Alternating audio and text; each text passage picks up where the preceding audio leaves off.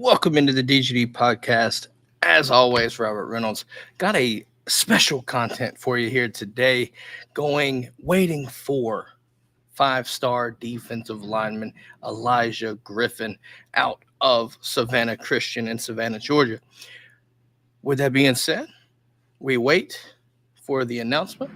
Hope everyone is having a great day so far. I hope everyone's having a great day. Tennille saying, let's fucking go. Dogs on top. Also, she has to see one Kamala as she's going to freak out. Apologies. Cannot help that.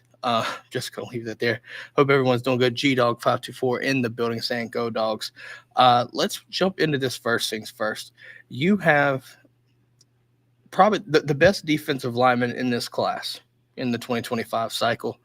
And there's three teams, Georgia, USC, and Miami. And, just sitting here thinking about it, right? I think it could be any three of them.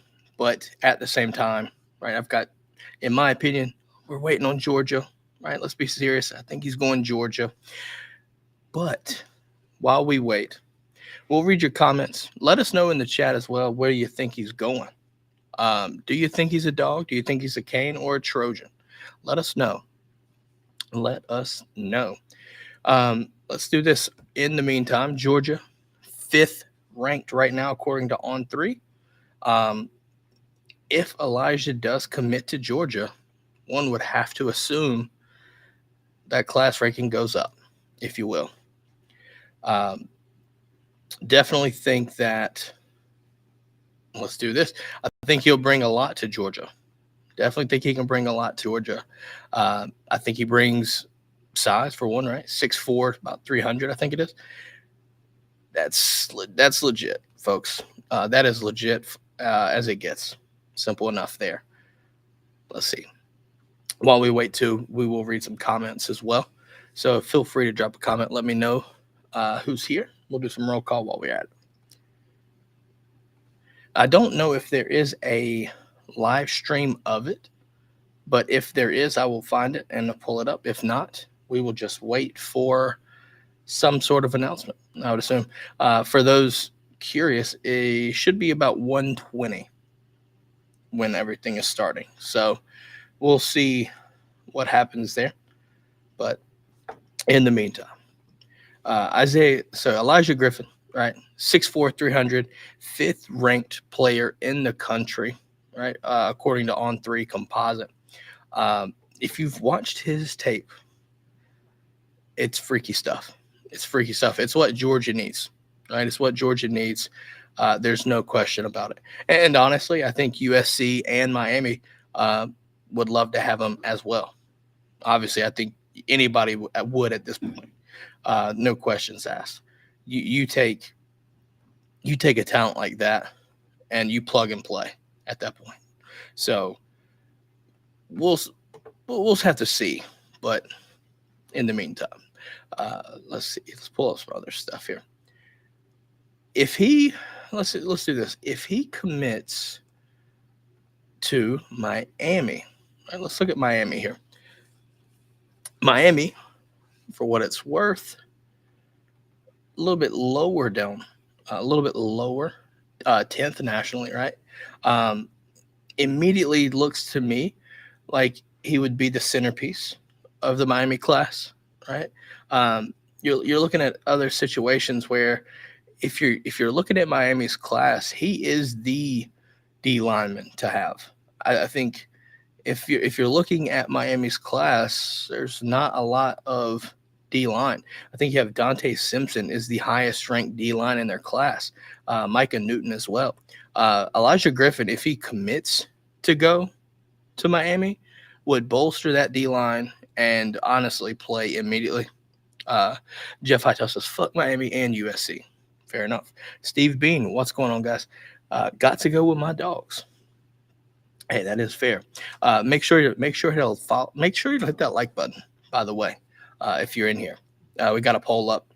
Engage with that as well. But if you're looking at Miami, I think he would immediately bolster that D-line haul for that class without question. Absolutely. Just just automatically just boom. You know what I'm saying? Uh, but anyways, Jay Shipe's going on. What's going on, Jay Shiesty? Jay Shiesty in the building. USC though, USC is looking at a 12th ranked class right now. Uh, Not again. I think when you take Elijah Griffin, you're going to see him bolster this class for USC if you haven't.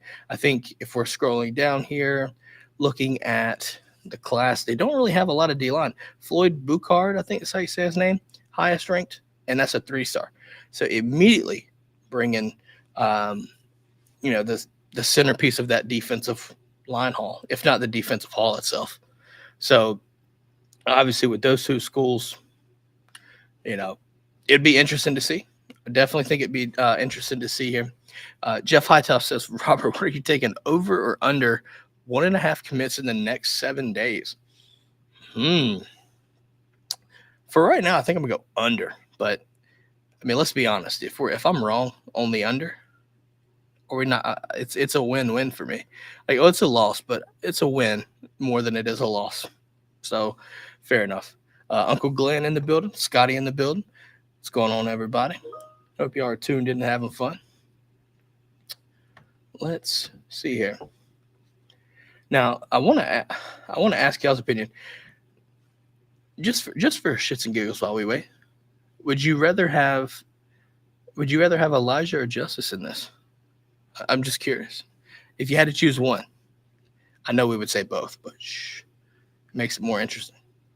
But no, if you're looking at Georgia's class, though, obviously you bring in a situation with Isaiah Gibson already at the edge position. Oh, buddy, it is insane. You have Darren Akinnigbon off the edge as well, and then you just automatically bolster that up, right? You're still in the hunt for Justice Terry, feeling good about that. You've got Stephon Shivers still kind of opened his recruitment up a little bit. You got Jaden Jamal Han, I think that's how you say it. If I'm not butchering that too much. I'm just saying. I think you bring in Elijah Griffin into this class, and it immediately, one, it solidifies your defensive line haul. But I think you do need to land Justice Terry as well. I think if you land both of them, if you're Georgia and you land both of them, you will not have had to go far to solidify the best defensive line haul in the 2025 class. Kobe says, welcome to the show. I wish you could join, sir. I do wish you could join, but I understand. It is what it is. But no, I think when you look at this 2025 class again, for Georgia's sake, right? Everybody's looking at Elijah as being the first piece possibly to fall for Georgia in this defensive line haul. What does, if we're waiting here, what would let me rephrase, what would Elijah Griffin's commitment mean to Georgia, right? I think that definitely helps with Justice Terry. I think both of them could play together, and I think they see themselves playing together. But that is where I'm at with that too. Let's see. Tanil asked, "Where's Juan?" Juan is traveling. Tanil, he is heading out to Stanford, I believe. Chris, go Dogs. How are y'all doing? Again, make sure to like this if y'all like the content. We're going to try to watch along. Don't necessarily know if there's a specific watch exclusive video or nothing like that, but we're going to try to figure it out and have fun while we wait too. We will announce when he commits one way or the other. Simple enough. Uncle Glenn asking, how much do the Dogs defeat Texas by? Save that for tonight, sir. Come on and tune in tonight at 10 p.m. And we're going to be talking about that tonight for our Texas preview. So come in, and looking forward to seeing you if you can make it out at 10 o'clock at night Eastern time. Booker World Channel. What's up, guys? Go Dogs. What is going on, Booker? Hope you're doing well as I sip my Sprite. Oh, yeah. Tanil is worried. I'm assuming you're talking about the Texas game, and rightfully so. Again, we will talk about that tonight on the Texas preview show. So make sure to tune in while you're at it. If you're on YouTube, come tonight, YouTube, same place here, 10 o'clock. Visions Vision says, where can we watch? Referring to what Visions? I will not be at the game. I will not. I understand. There's some anxiety for sure. Looming in ahead of this game, without question. There's for sure um, some anxiety and some concerns, right? I think what we saw against Mississippi State, there's some concerns. Uncle Glenn says, I wish he could, but I'll be on the road back from Savannah. Well, safe travel, sir. The commitment, that is a good question, Visions. Currently looking for anything. Don't necessarily know if there is anything, though. That's the thing. If there is, like I said, we will try to populate that. We'll see. But until then, I think what we just have to learn is if there's not, then we will stay here and I will break the notification as soon as it happens and we'll go from there. So I'm currently looking for that. I don't know if they're going to video that, though. That is the thing. I don't necessarily know if they are. So again, I'm going to stay here until we make the announcement. And then we'll talk a little bit more about wherever Elijah decides to go. Let's see. Do they have a live up anywhere is what I mean? Yeah, that's where I don't know. Visions, I don't know if they are. Like I said, I'm currently looking, but I don't see anything just yet. So again, like I said, if there is not a live stream, then we will just wait for any kind of announcement. Just giving you just kind of talking through this specifically. And again, if we can find anything, then we'll definitely do that do that there. Hopefully Arch doesn't play since backup quarterbacks are Georgia. Yeah, no. That's one of the best backup quarterbacks you can ask for to play if that would be the case. So that's crazy enough. So Tanils asks, how do they come up on us? What do you mean by that? Just curious. So I know how to answer that question. Scotty Barnes says, if the Dogs can put 4 quarters together like the second half of the Alabama game, then we've got this. I mean, I think you can beat anybody if you play 4 quarters of football effectively. If you're Georgia, you just got to see it happen. So we'll see how that plays out. But until then, I don't know what to tell you. Just got to see good football for 4 quarters. I mean, it's really all you can do. Again, not much you can say or do. So I'm not seeing anything specifically for a video or a live stream. I'm not seeing anything there. I'm still looking. Don't worry. If I can find any kind of video, I will. But until then, like I said, we will just be kind of sitting here chit-chatting and waiting for a commitment. Apparently, again, the commitment ceremony is supposed to start around 1:20 p.m. Eastern. So we will keep an eye out for that and then go from there. Star Wars, what's going on, boss? How did Texas become a thing in the SEC? Well, I think it's conference realignment more so than anything. SEC jumped ahead and got Texas, Oklahoma. Then that kind of triggered the Big Ten response. And then you've started to see the dominoes fall from that. So that's where that kind of goes. Go from there. Oh, Kobe, why would you say that? Kobe asked, who's my favorite co-host? All of them. They're all unique in their own ways. Couldn't do it without them. So, yeah, I've been trained too much to do this, Kobe. You're not going to do that to me. Yeah, I'm not playing favorites. I'm not here for that. See what you did there, dirty dog. If anything, I'm sure he'll be on live, but on Instagram, but not sure. Maybe, but if that is the case, I don't necessarily know if there's a way for me to transfer that live stream onto here. So we'll keep an eye out for it. But until then, like I said, we will stay here and we will chit chat and we will have fun talking about it. Maybe I don't know. I don't even see any Miami fans. Are there any Miami fans? Are there any Miami fans? Any Trojan fans that may have found this channel, this network? We'll see. What do you mean? I have a full sleeve, sir. Got to finish up the sleeve. I have a full sleeve. I already did. Um, Star Wars, throwing words in my mouth, man. I don't like that. It is what it is, though. I'll let Kobe ponder on it, sweat it out. You know, either way.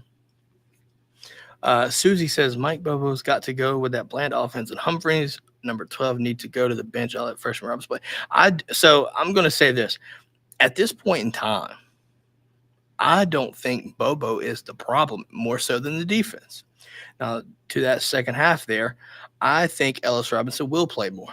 You need him to play more, right? However, Susie, I'm going to save the rest for tonight. So make sure you're subscribed. Ring the bell for notifications, by the way, because we are on YouTube.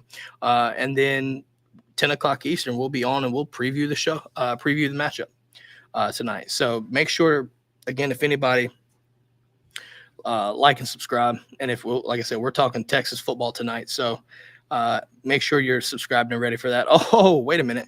Rise and Inspire says fight on. So we have a Trojan, and we've also got, I think I saw it. Hold on, wait a second. I seen Canes fan here. He's going Georgia. Small chance he picks Miami's area. He picks. Yeah, I think if you're looking at RPMs or crystal balls, it's been Georgia for a while. To be fair, he has been getting massively recruited since his 8th grade year, and rightfully so. It seems to be some of the folks at Georgia think that he's another Jalen Carter-esque type player. If you watch his tape, old buddy can play. That's for damn sure. So, but no, I think Rising Inspire says, I know we probably don't have a chance, but hoping for the best. Fight on. Yeah. No, I mean, we'll see. I mean, we'll see. I think I've seen Georgia get put in the locker one too many times on Justice Haynes specifically. I'm not going to say a lock anywhere. Sorry, you just think will catch me saying lock anywhere. Do you think Curtis will recommit to Georgia or not? Yeah, so that's a good point. Blaster is talking about Jared Curtis, 2026 quarterback, decommitting last night. Georgia's got their work cut out if they want to get him back in the class, I think. I feel like NIL's at play. Just early hunch. Top quarterback, 2026, still got some time, right? Maybe open it up, reconsider. Here's some deals possibly. Don't really know. That's just my thoughts. I think Georgia's going to have to be competitive there if you want them in this class. We'll see. Uncle Glenn says, I'll watch him play in 2 weeks. I'm assuming you're talking about Elijah. Is that correct? Reynaldo Gonzalez asks, what does a win over Texas means? Well, it means a lot, definitely. But I'm going to revert to tonight at 10 p.m. For more on that, Ronaldo. So make sure y'all are liking, subscribing, right? We're doing another show tonight, 10 p.m. Going to be talking Texas preview. So we're going to be answering questions as well. So if you have questions about the game, if you have any kind of comments or anything like that, again, make sure to come out tonight, 10 p.m. Eastern time. Again, we're going to be previewing it. So Jeff Hottus says, need a new OC if we want Curtis. I'd like to understand why you think that, just out of curiosity. Just curious. Not necessarily a bad thing. I'm just curious. What makes you think that? I mean, you might be right, but again, just curious. Blaster says, I feel like we'll be all right either way, but he's talented. Yeah, he's extremely talented. I will say this. I'm starting to get to a point where I want to see kids in bigger schools. That's just my preference specifically. I just feel like when you look at guys like Keelan Russell or, guys like that, right, playing in big time football, right, Duncanville, stuff like that, those guys are playing next level guys every week, right? I want that kind of guy coming into college, knowing what you're getting, more so than just intangibles, things like that, and just development. I don't know. That's just me. I might be wrong. Hell, let me know if I'm wrong, but whatever. But he says, still got Rashada Pugs and Gunner. I want to see us. Where'd it go? I want to see us get some more elite wideouts. Yeah, no, I'd like to see us get that like Pickens style receiver. I think Talon Taylor is in the 25 class is going to be that kind of guy. Is he a 5-star? No, but he's damn sure good. He's really fucking good, to be honest. So, yeah, really good. Peaches and Cream says there's a lot of time for quarterbacks via 26. NIL needs to settle before any commitments are serious. I mean, yes, those are the extremely important positions, high value positions, right? High importance. You're going to get that. You're just going to get that by default, and that's completely okay. You got to expect that. So you're not wrong, is what I'm saying. You're not wrong. He doesn't want to throw screen passes to the running back every play. Fair. I will say this, though. That also gets our running game for when we don't, like, the screens and things like that are really, they're kind of an extension of the run game in all seriousness. I would love to see us attack vertically too, kind of be like a Ohio State of old, right? But it's all a personnel thing. It's just different coordinating. Look, as long as we're running, I don't care. I don't, but I'm also a fan. I'm not a player. So I completely understand your logic there. NIL killing college football, the players, I really don't care because they get so much money in college. If they get into it with the coach, they just transfer to another school. Yeah, I think regulation will come, though, from that, Susie. Regulation will come, and it already started with removing the national letter of intents and making it sound like, I think it's, if I'm not mistaken, using financial aid and different contracts like that to tie kids to schools. And I think that will help change that if that's what you're talking about. So, yeah, talent, dude, just look up Talon Taylor. He's been killing it so far this season. He really has. Yeah. Rise says, as a USC fan, please, Georgia, save some big boys for the rest of us. I don't want to take the knife and stab it deeper, but you could have had Isaiah Gibson as well. You had him, but I mean, I get your point. No, I'm just being serious. So Georgia is so deep in the 2025 class, Inspire, that if you really wanted to, you could pick. You might not get Gibson, or you might not get Justice Terry, but you could still go in Georgia and find some really good talent. And that's a good spot. Like, Georgia's a good spot for those D-line. Alabama, same thing. I think even North Carolina, where I'm at, is a good spot. I really do. There's some good talent here in the Southeast, especially on the defensive side of the ball. Let's see. Yeah, Star Wars says 100 or 105 people in here. Hit that like button. Yeah, Star Wars, let them know. Smash that like button, folks. We're going to do that. Sure, we've had screens this season, but they've been letting Beck air it out. Yeah, no, Beck's, outside of a few drops, Beck's been pretty consistent, right? But I think what it feels like, the optics of it, right? Like, you go look at the Alabama game, that second play, that drop, that deep shot that got dropped, took the air out of the drive, and it kind of just spirals down. So you just need to be executing. And again, we'll talk more about that tonight on the Texas preview for sure. When will Georgia get the weapons they need, wide receivers and tight ends, that will make this offensive scary? I think they're coming, but at the same time, in the world of NIL, you've got to pay. But at the same time, if you've got a certain amount of assets, if you pay a receiver, where are you going to be taking away from? And I think that's where Kirby looks at it, right? Kirby wants the trenches first. And honestly, it makes sense. I think we've seen that some of the blueprint for national championships start in the trenches. You have to have excellent O-line and D-line play. And I think you look at it, if there's NIL involved here, Kirby's going to make sure that these guys get paid to come here, right? He did the same thing with Damon Wilson a few years back. So when you look at that right there, I definitely think, you'll have to do what you did. Yeah, Inspire says we had Justice Terry and Isaiah Gibson, but both decommitted. It's been rough. Yeah, I did the same thing with Mike Hill. It is what it is. I'm not sitting there, and I'm not gonna take and stab the knife deeper. Even though I could, I'm not going to. That's rude. I got bigger fish to fry in regards to Texas. Yeah, skill position players going to USC, Ohio State, Bama, because they invest more in skill than trenches. Yeah, but I think also if you look at the coaching staffs around them, right? There's pedigrees, right? Kirby Smart's known for his defense.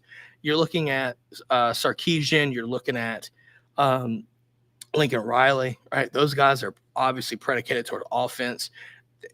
By default, you kind of get that. It is what it is, right? People look at Georgia. Even to this day, people expect us to be RBU, right? Run the ball, run heavy like that right there. But if you really watch us for the past few years, we're not necessarily, that kind of team. We've been passing more. D Brown asks, "Are we guys showing it?" D Brown, I've been looking for the live stream of anything.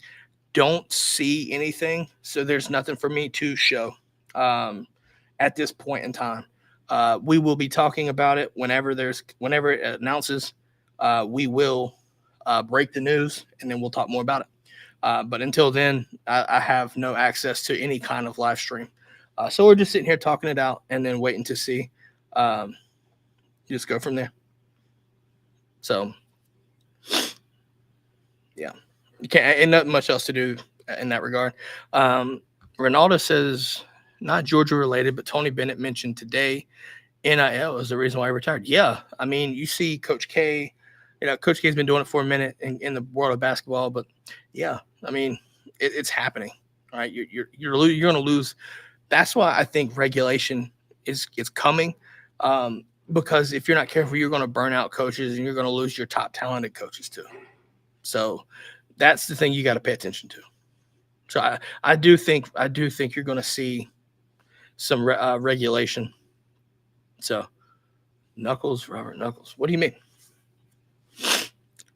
Don't know what you mean, sir. Either way, though. Who will replace Stacey Searles?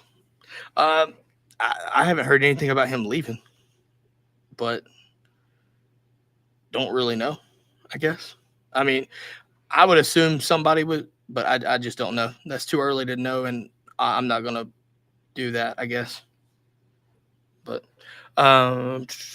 Blaster says, I want to know when we're going to put Champ Bailey on the staff. And there's a lot that goes into it, but yeah, it'd be fun to have him coaching DBs.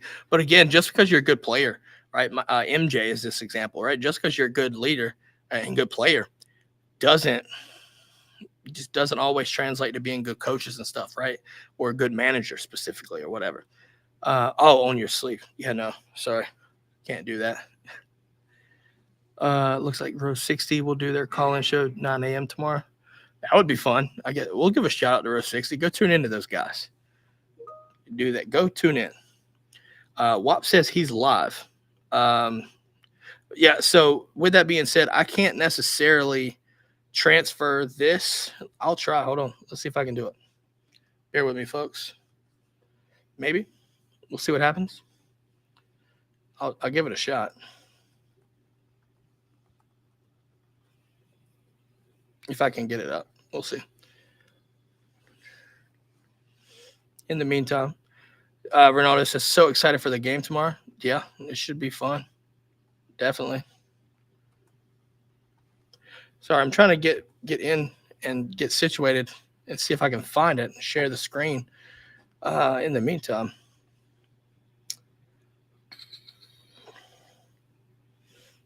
Okay, so and it looks like he just committed to the University of Georgia. That is 5-star Elijah Griffin commits to the University of Georgia via the Instagram Live.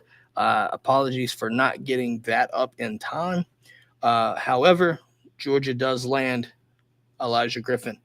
So there is that. Big time. Big time for Georgia, for sure, big time. So if you're happy if you're a dog fan in here, give me a Go Dogs in the chat, and we will talk about it. Yeah, that's a huge get. Absolutely massive. Absolutely massive. Let's see. Tanil's happy. All right, Peaches of Cream. While we're doing this, Inspire. Listen, you'll get there. I'm just going to go about this. it's hard to pull a defensive lineman out of the state of Georgia from Georgia. It's hard to pull that off. So again, listen, from a Miami perspective, from a USC perspective, guys, there's still tons of guys. I guarantee you, Miami could go look in the state of Florida alone and go pull some guys. I guarantee you, if USC fans could go in and look at other schools like that right there and pull some Georgia talent and still be fine. I would venture to say that. Peaches and Creams are comp to Jalen. Maybe. I feel like he's that impact player type. If he plays strong, plays instinctive too. That's another thing. Very instinctive. So I mean, I don't necessarily. I don't really like I don't like comparing. Don't really like comparing kids to other people. That's just not my deal. But maybe. I mean, I'm sure I could see flashes of it. Kids can get into the backfield very fast too. So there is that. All right. Let's see. Any questions about this? I think when you look at this, I think it'll definitely be interesting seeing if On3 has this updated yet. They may have. No, they do not. I would expect Georgia here to climb up probably and maybe even into the top 3. Definitely think that's a huge get for sure. If you're a Georgia fan right now, you have to be excited about this. Looking at this season, the D-line, I feel like it's missing twitch, right? When you look at Elijah, obviously the most recent commit here, and then the target of Justice Terry, guys, they can come in and play some ball. I think Justice will give you that twitch. Yeah. You're bringing in some really good talent. Now, my thing is I want to see that toughness. All right? I just want to see that dog in you. And Star Wars asked a good question here. Do you think he'll start next year? No. Definitely think he can come in and get into the rotation. I genuinely think he can come in and do that, especially if he commits early. I think you could easily see a situation where he comes in and gets into the rotation. I mean, I would love to say that. Right? I would love to say that you get that into that situation. We'll see. Peaches says, kind of big, not so fast, but will outpower. Definitely, I think he's got good technique. Really good swim move. I think you could learn some more pass rush techniques. I know he does more, but I mean, if you can harness those and do that, especially that's more kind of far into the NFL side of things. So you don't really want to do a swim move too much, especially that close to the interior lineman. Take a shot right to the ribs, and that ain't gonna feel good. But that's just me. That's just nothing really to critique or anything. It's just I just wouldn't want to get hit right in the ribs if I'm doing that. Find a way to dip and rip possibly. How do I feel about Jared Curtis decommitment? It's never easy to watch a decommit come. You know what I mean? I think it's something that we've got to pay attention to how the staff responds, right? I know I would expect them to still kind of still pursue it for sure. I know if you've paid attention to social media, you saw some of the teams in there, Oregon, I think it was Oregon, USC, Ohio State, Alabama, South Carolina. South Carolina might be interesting to watch. I would say interesting to watch there. Just when you look at the teams, it doesn't feel right, but at the same time, that kind of tells you pay attention to that one, if that makes sense. Yeah, definitely something to keep up with. Let's see if we've got any update. I need to know. I would love to see before it happens. Where do y'all predict Georgia to be in the class? I was saying probably top 3, maybe. I'm gonna say top 3 on the On3 composite rankings. But no, definitely a good get here for sure. Definitely good get. And actually, they updated it. We moved to 3rd. Cool. I like that. So Georgia is now 3rd in the rankings for those that follow the rankings like that. I've learned to not really judge everything about the rankings. It's definitely fun to keep up with. fun to shit talk. You know how this goes. So, let's do this. So we've talked a little bit briefly about Elijah Griffin. Now that he is a Georgia Bulldog, PG says 2. No, moved to 3 if I'm not mistaken. So at least I appreciate the response there for sure.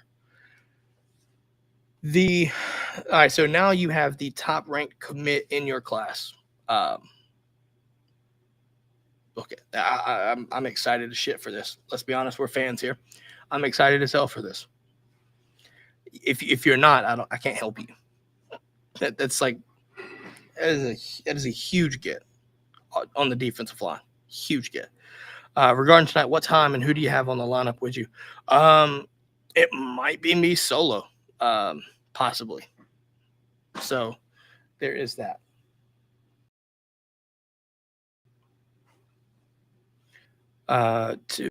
Okay, me either. So, all right, so here we go. So now I'm starting to think more about this, and I'm getting excited. I'm getting absolutely excited for this. You have as it stands right now, you've got Elijah Griffin, obviously, like I said, that is the highest ranked commit in the class for Georgia. But then right behind him, you've got out on the edge, you've got Isaiah Gibson. And then you've got Zayden Walker lining behind them at the linebacker spot. I am excited. And then Darren Akinnigbon, and that's another one. I'm ecstatic to see this defense. You know, I'm sitting here thinking there's two different sides to each story, right? We talk about recruiting and then how it translates to the field, right? But when you get these kinds of players, you have to it has to transfer over. I think with Elijah Griffin, you will get that. You will get that. I will keep that in mind, Star Wars. I might take you up on that. We'll see. So just stay posted on that. We'll see what happens. I know, if I'm not mistaken, Keon will actually be driving down. Dan has a varsity game for Mill Creek. Juan is traveling. He will be out in California. Yeah, so it might just be me tonight. We'll see. Georgia will lose the number 1 spot because of offensive recruiting, not offensive line. You mean – okay. So clarify that again, please. Just repost it. That way I can make sure I read it 100% and understand where you're going, Peaches, and we'll be good.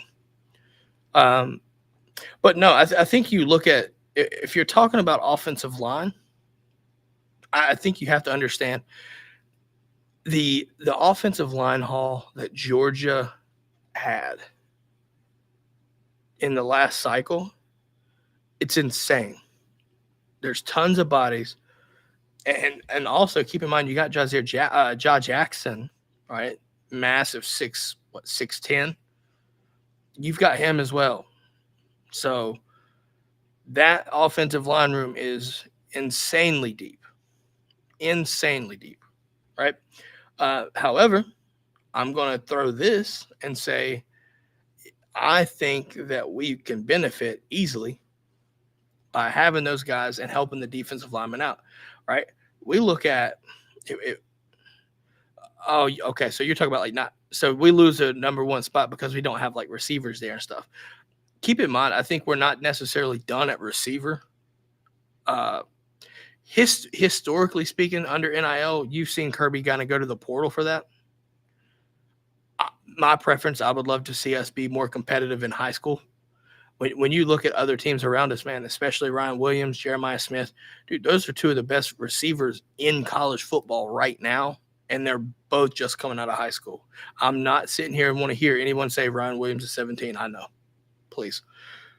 But they're 2 of the best in college football, and that's including the upperclassmen.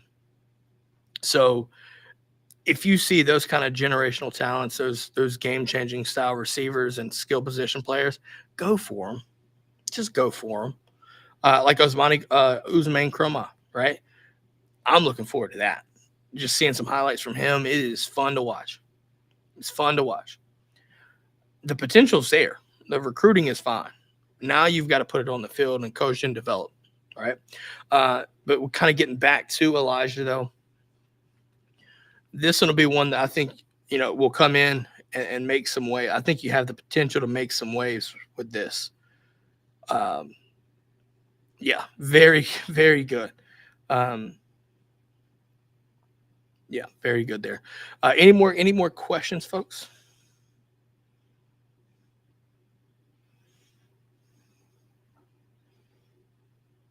Let's see. Let's see. I'm looking through the stuff here. So, also, now that we have Elijah Griffin, now that we've got Elijah Griffin, and we got mostly Georgia fans in this chat, do you think we get Justice Terry? Let me know if you think we get Justice Terry too.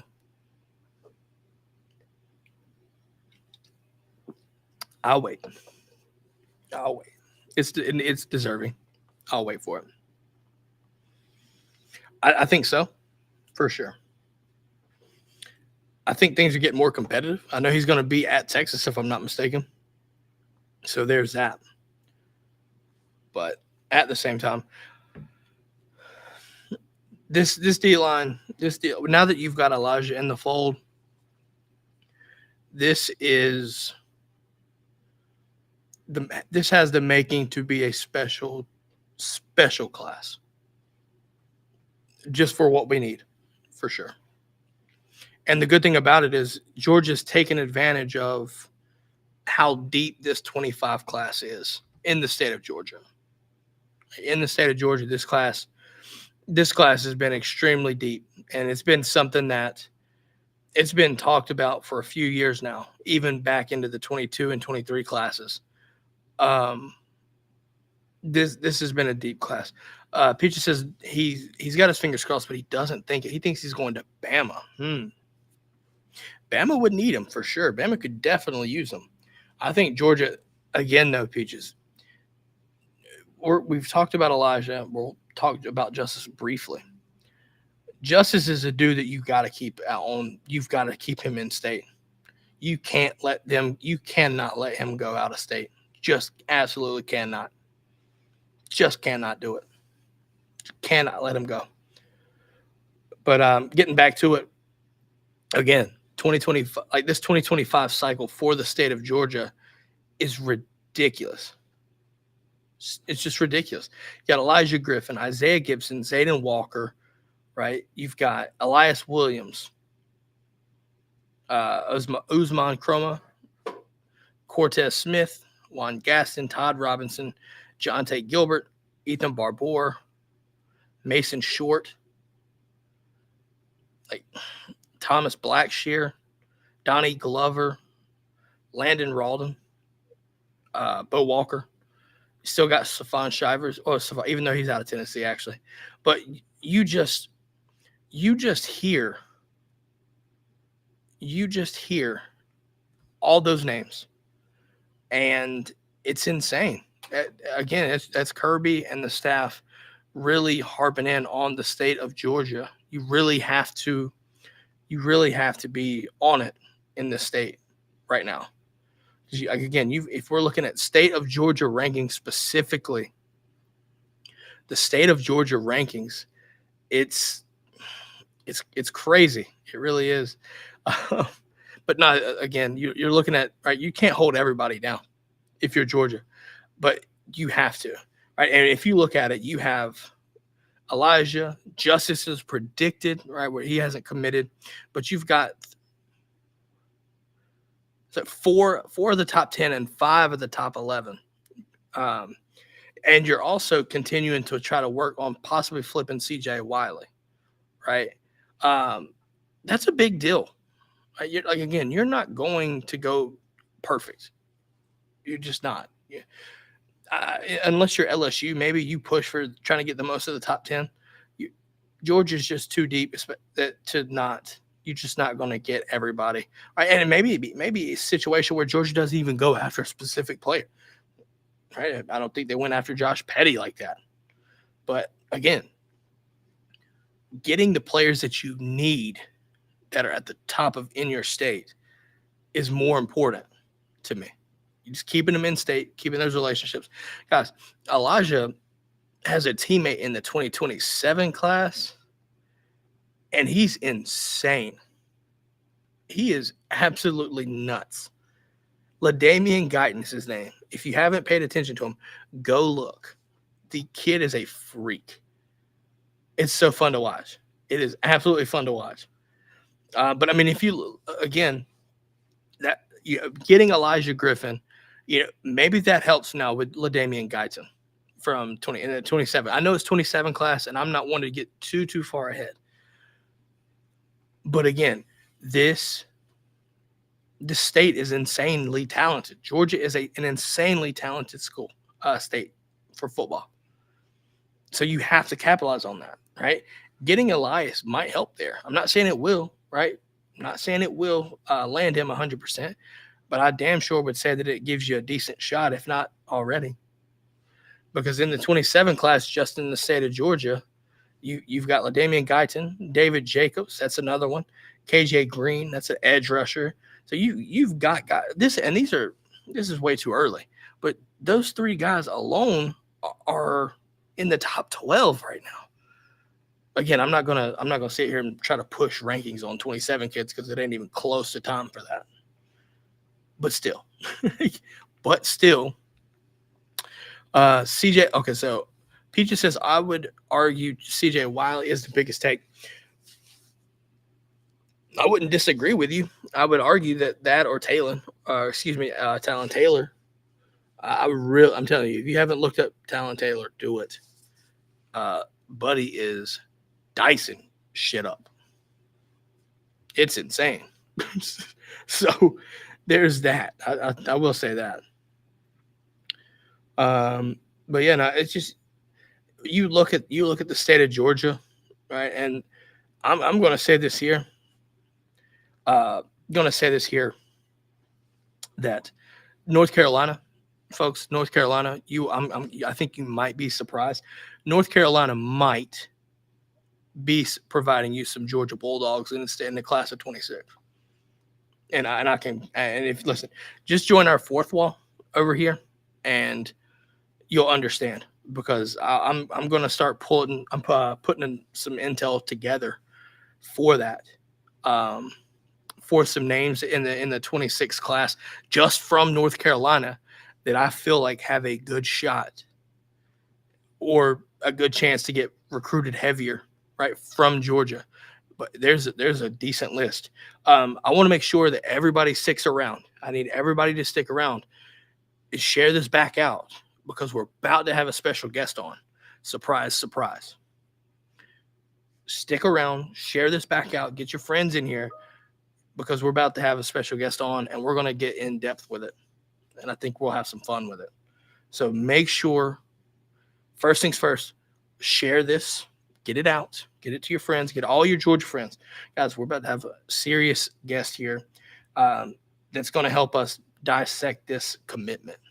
So keep that in mind. So I want to see some more folks hopping in there. Ronaldo says he has a dog talk about Elijah Griffin. Absolutely. Huge get. Absolutely huge get.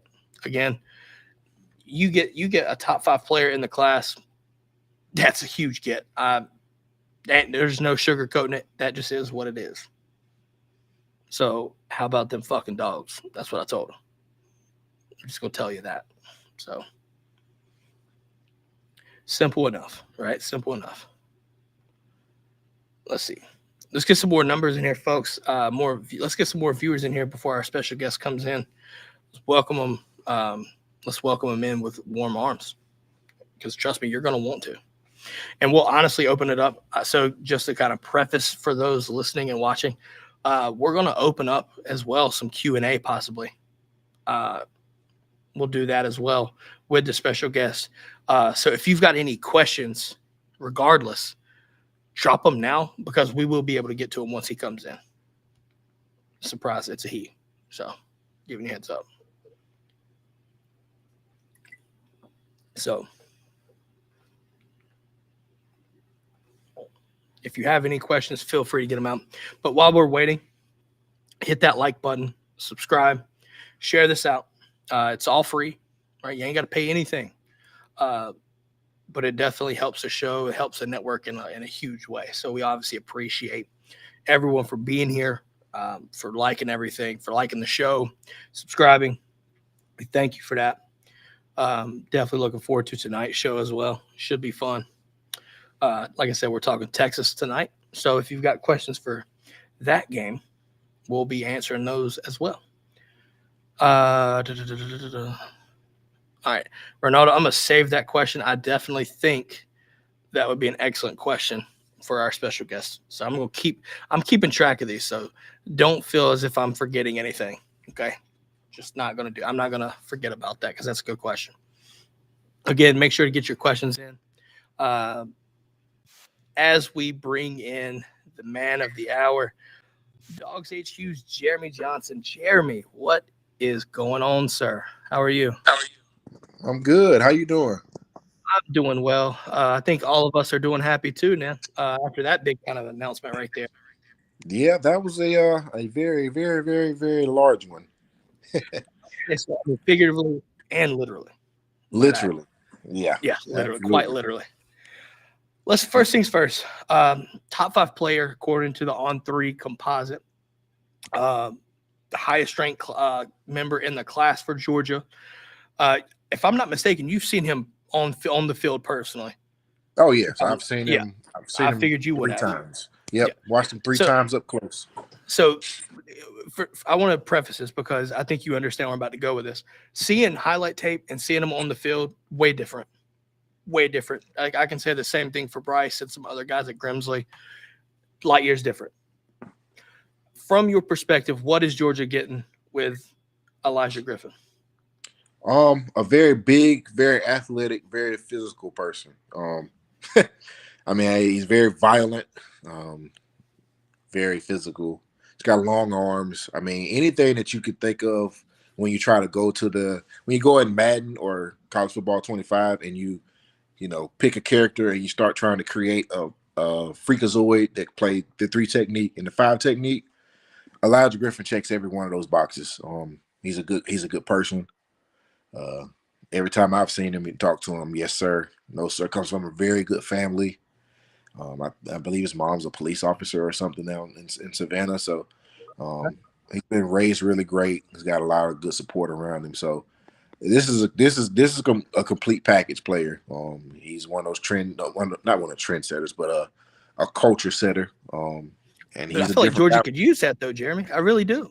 Yeah, absolutely. I think that's kind of where we've seen this thing kind of teeter this year, is that you don't have the Jalen Carters, the Trevon Walkers, you don't have Quay Walker and Roquan Smith. You don't have that clear and cut guy this year.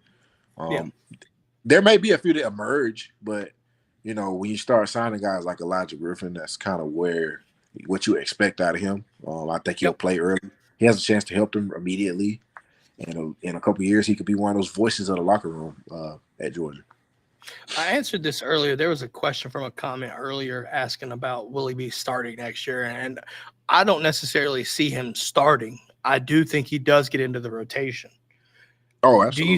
Do you see it the same way, or do you think there is that long shot for him to actually start? I don't think you can, as a freshman in the SEC, and especially with what Georgia asked their defensive linemen to do, I don't think you can say, hey, pencil this guy in to start. But what I can say is that I think he will help Georgia. I think he's going to be too good to go from what he is physically to giving him 6 months in Georgia's weight room, and to keep him off the football field. I think he'll play a lot. I think he'll have a role similar to what we saw with Jalen Carter. Jalen Carter didn't start. Like, he didn't have his name announced in the starting lineup until his junior year.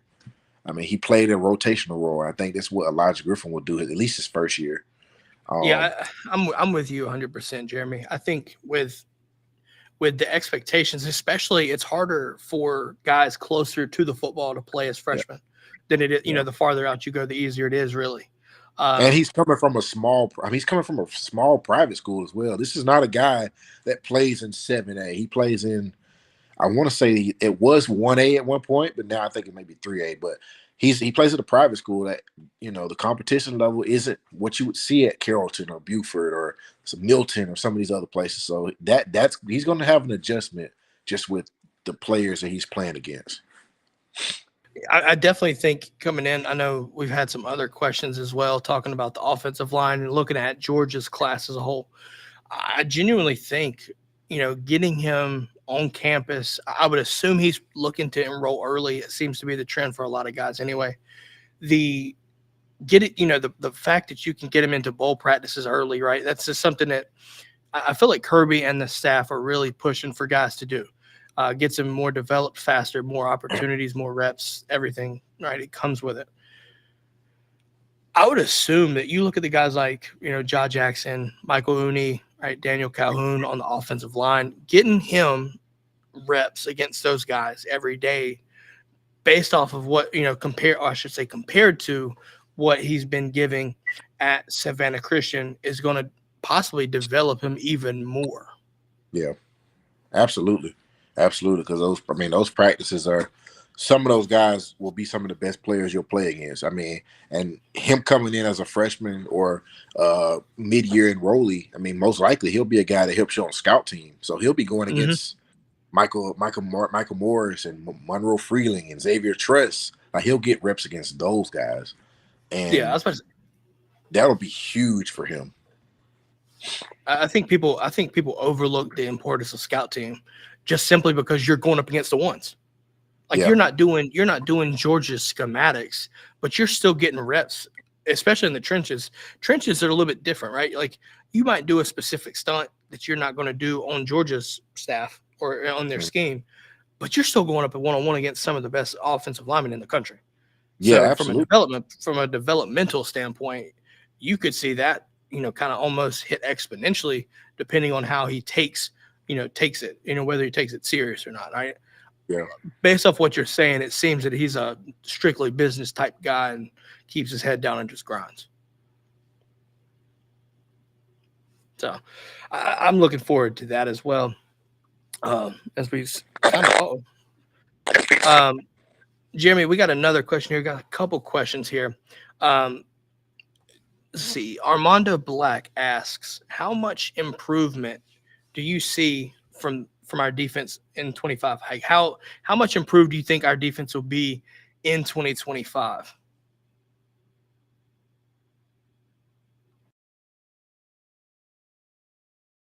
Let's see. Let's see what's going on. You good, Jeremy? There we go. I got you clear. I'm gonna repeat the question. I want to ask you this. Right. Reading a comment from the chat here. Armando Black asks, how much improved do you think our Georgia's defense will be in 2025 now that we've got Elijah Griffin committed?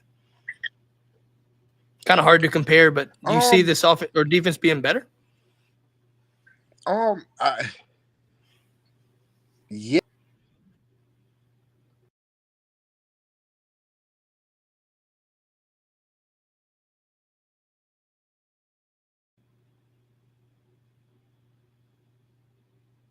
We may have lost Jeremy.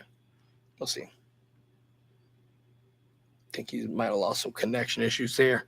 Until we get it situated, though, I will answer the question. And when Jeremy gets situated, we'll jump back into it. To answer your question, Armando, if you're still here, I think the defense will be improved. You get a guy like Elijah in this class, you're looking at that. You're looking at getting better just by having that type of body. So to answer your question very briefly, I would say yes. Just going from that. We'll see if Jeremy gets fixed here. We'll let him get back in. I'll still answer some questions, folks. So feel free to drop those questions, and we'll kind of keep it posted here. Let's see what happens. Jeremy, are you there? Might still be working on it. All right. Either way, we will get back to the questions here. PJ says, what is Georgia doing to get some offensive playmakers? We'll save that for Jeremy once he gets back. He should be coming back soon. And then, how much weight does Griffin need to lose game to be effective? I, I think you might lose a little bit. I think he'll transform his body, Peaches, a little bit. I think he transforms his body, lose some of the baby fat, turn it into muscle. So you might see him play at like 290, 300. I think he's at 300 now. I think you see him play at like 290, and I think you'll be good on that one. Just a gut feeling. Georgia has an idea, I'm sure, but we won't necessarily know. Um, as we welcome Hey, the man back, you good? sorry about that. I don't know where you guys. I was just talking, and I don't know if you heard me or not. We didn't. If you want to jump back on what you were saying, feel free. I don't know what exactly what you were talking. The question was, I think it was that. Do I think the addition of Elijah Griffin will improve Georgia's defense next year? Yeah. I don't think he improves the defense. I think he's more of a long-term solution. I think he helps. But I think the improvement overall will come with the group that's there. Like CJ Allen and Raylan Wilson and KJ Bolden, and the emergence of Elias Robinson over the next couple months will be huge for what the 2025 version of Georgia's defense will look like. Because I think those guys are really talented individuals who are still kind of finding what their voice and what their roles and what their impact at the college game will be. And I think they will have grown into men at that point. And not to say that they're not there now. I mean, Raylan Wilson and CJ Allen have had big moments for Georgia this year. And I think they will continue to do that. But, they'll be a year older. And I think the defense will improve just off of that. And having Elijah helps that defensive line rotation because they're about to lose a couple guys. We're about to lose definitely a few bodies off that, and that's Yeah, not even talking. That's not even talking portal. Yeah, That's not even talking portal. Talking portal, right? So depth will be a challenge, and there will be a lot of young players that have to step up. But I think overall, the talent level will still be there. It'll just be a matter of getting those guys experience. Yeah, absolutely. I know. I said it. I think having a body like Elijah Griffin by default makes your defense better because other people won't have them. They just won't have them. They just won't have them. I know we had. There's only a few of them in every class. So I mean, obviously, with him choosing Georgia over USC and Miami fans, we did have a couple viewers from the opposing fan bases, and yeah, they were wanting them even though they kind of didn't feel that great about it, right? There's a lot of people that would want this guy on their roster, so for sure. I got a two-parter here for you. This one's kind of sliding a little bit away, this first part. What is Georgia doing to get some offensive playmakers on the outside? All right, like I said, I've been preaching about Talon Taylor for a while now. I think that kid is bona fide. I think Blackshear, for what it's worth, Jeremy, might be a little bit underrated. I think people aren't looking at him nowhere close to some of these other receivers that Georgia's might still be trying to work. But I'm going to let you answer that question. What is Georgia doing to try to get some offensive playmakers out there at the receiver position? Yeah, I think you nailed it. I mean, I think I've seen Thomas Blackshear up close, and I was blown away multiple times. So they need to work to keep him in the class. Obviously, he reopened his recruitment. He's still committed to Georgia, but he's looking around a little bit. So they need to keep him in the fold. Tyler Williams is another player that I think people don't really appreciate how good he is. Tyler Taylor is a big-time player. I mean, this is a guy that has a chance to push his way into the top handful of receivers in this class. And it's Georgia got in early, and Georgia got in and made him a priority. So I think there's a reason for that, and I think that he has an opportunity to have a really good college career and a good NFL career. He's got that kind of upside. Elias Williams, I mean, freak. He's listed. He's listed as a tight end, but the dude can play anything he wants to play. If he wanted to line up and put his hand in the ground and go play edge, he could do that. So I think when you start to say playmakers outside, I mean, are we just saying that we want the number one? Like, what does that mean? Because are we saying that we want the number one wide receiver in a class? Because I mean, Talon Taylor's probably will be a top 5 or 6 receiver in the class. Elias Williams is listed as a tight end, but he could really be a receiver. Ethan Barbour could really be a receiver. I gotta ask you this, Jeremy. I gotta stop you there because I just remember hearing about Borbor. So the most recent rankings from 24/7 kind of dropped him down some. Him at Milton, I thought he was doing really good at Milton. Right? Is this He, something that Georgia fans might have to understand that hey, he may have dropped in the rankings, but don't let that fool you from what you're getting because no. I feel like he has some good speed for that size. Yeah, Ethan's a football player. I mean, the dude makes catches. He makes big catches in big moments. He catches the ball well in traffic. I mean, he may not create the greatest, best. Like I mean, In a lot of space, his big, might not be a make you miss type guy in space. Or what you're saying? right. Yeah, He may not create the greatest big separation either. I mean, but the dude knows where he's supposed to be. He's got some of the softest hands I've seen from a tight end. I mean, he's just like he is that security blanket that Brock Bowers has been for Georgia for the last 3 years. That's the type of player this is. Not the same kind of athlete, but the type of player he will consistently be productive wherever level he's on. That's just the way he plays football. So I don't really think the rankings matter that much when you're talking about a guy like that, especially when you pair him with the super freakazoid of Elias Williams who could do anything on a football field, So oh yeah. you I'm put those loving two that. guys I'm into loving those two tight ends though. I'm loving those two tight ends that we got. I feel like they're almost locks at this point to stay in the class too. Like I feel like yeah, I don't see them going much anywhere. And you brought up Talon Taylor. I think people got to understand and respect this. Kirby landed him, and Ohio State was pushing hard to get him, yeah, extremely hard to get him. That tells me what I need to know. yeah, absolutely. Not saying it's everything. That's a definite sign that hey, listen, if Heartline thinks that if he feels that necessary to try to get you, that tells me I'll take it for what it's worth. I mean, in recruiting, I've learned this over the last couple of years. It's not where the recruit is ranked; it's who the recruit is being recruited by. That tells you what his talent level is. You've seen this before, Jeremy, I'm sure. But like for instance, 2026 kid up here out of Myers Park in North Carolina, Brody Keefe. I think we've talked about him before. Sitting there doing some initial digging, right? Georgia's offer, things like that. But then you look at Ohio State, and if you look at the primary recruiter, as a sophomore, Brian Hartline. Again, yep. That tells me what I need to know. Like if you've got an offer and you're being primarily recruited by Hartline as a receiver, as a sophomore and even freshman, that means, buddy, I don't care what your ranking is. You can go. You can fight. You can play. You can fucking play. I'm just gonna let it be known. Pardon my friend. You can play. I'll just leave it there. Yep. Let's go to part 2 of that question. In regards back to Elijah Griffin, how much weight do you think he would have to lose or gain to be effective? And what do you think maybe Georgia has in regards to the plans for him once he's on campus? I don't think he has to gain or lose. I think he's right around 300 pounds right now. I mean, 6'4", right? 6'4". He's probably closer to 6'5", probably. Okay. So it might be 6'4" and a half, somewhere around there, maybe. Yeah. Okay. Yeah. Okay. Got really long arms, so he really doesn't.